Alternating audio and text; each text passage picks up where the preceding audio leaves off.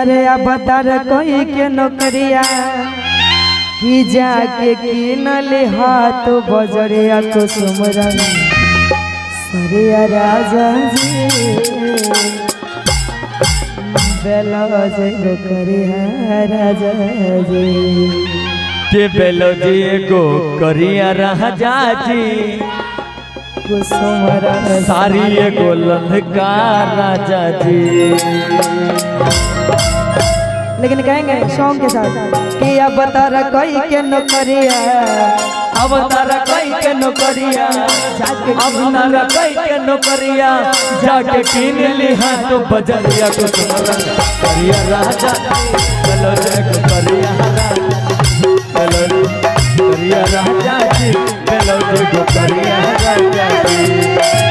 अवतार कोई के नौकरिया अवतार कोई के नौकरिया जाके किन ली हाथ बजरिया को सुमरन करिया राजा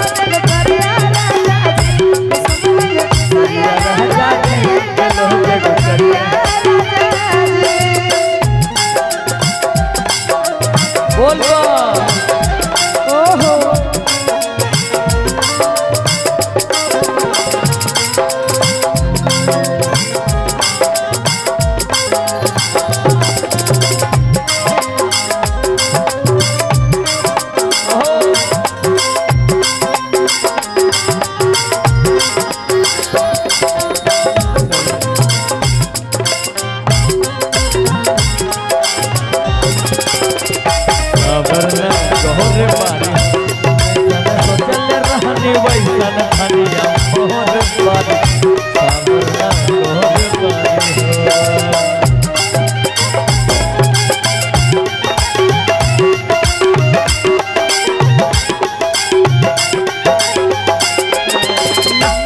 कौन कैसे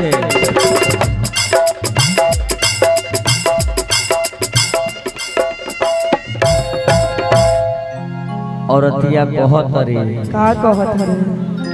भैया वही भाव में फिर आएंगे कि कुसुम रंग सरिया राजा जी बेलाज को करिया राजा जी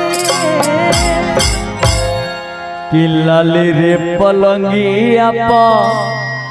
से जिया डसाई कि सरिया सिलिक वाले पेन के झमकाए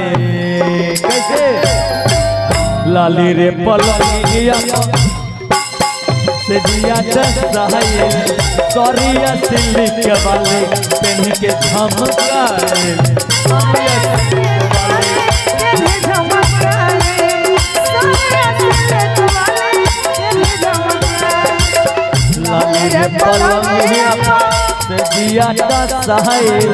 सरिया सिलिक वाले पेन के झमकाए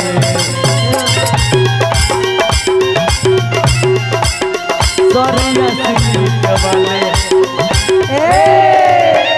एक बार मुड़की हो जाए देवल जी मुड़की लाल रे पलंगिया हेलो वाह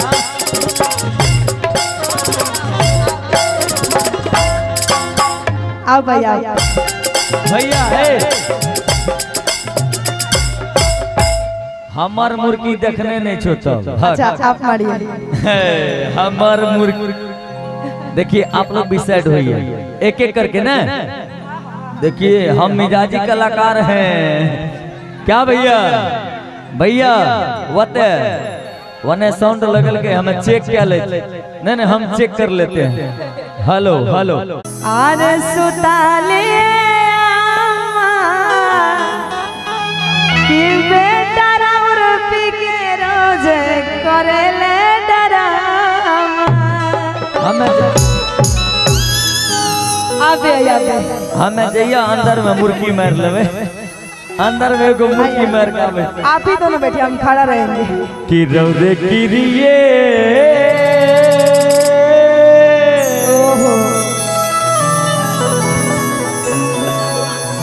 बैठ लागे जे बाथरूम में बैठल छी कि रौरे किरिए अरे रौरे किरिए ए राजा कहियो माहुर खाके मर जाई पियल ना छोड़वा ता कुछ